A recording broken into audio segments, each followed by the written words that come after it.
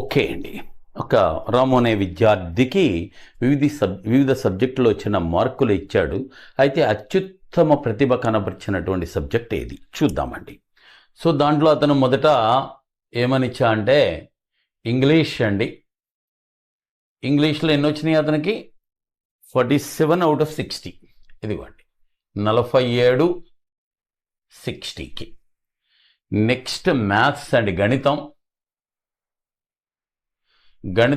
ఎన్ని వచ్చినాయి అంటే 53 of 75.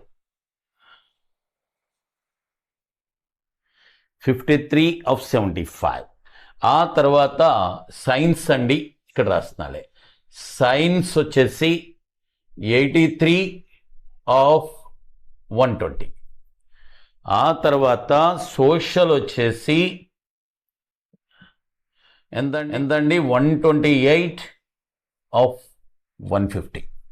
చూద్దాం వీటిలో అత్యుత్తమ ప్రతిభ కనబర్చింది అది అంటే ఎక్కువ పర్సెంటేజ్ వచ్చింది అని అర్థం.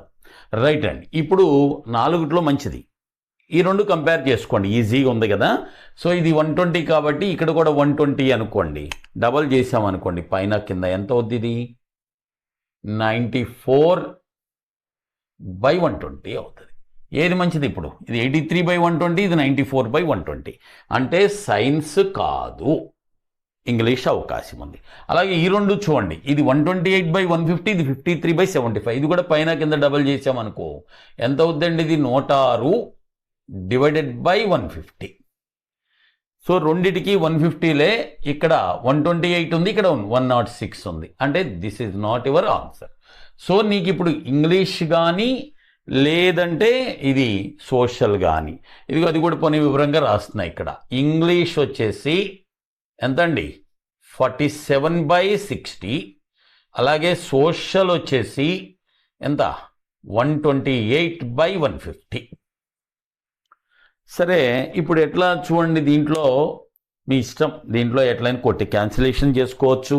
ఇదిగోండి దీంట్లో 30 table 2 times and 30 table 5 times, 2 times and 5 times.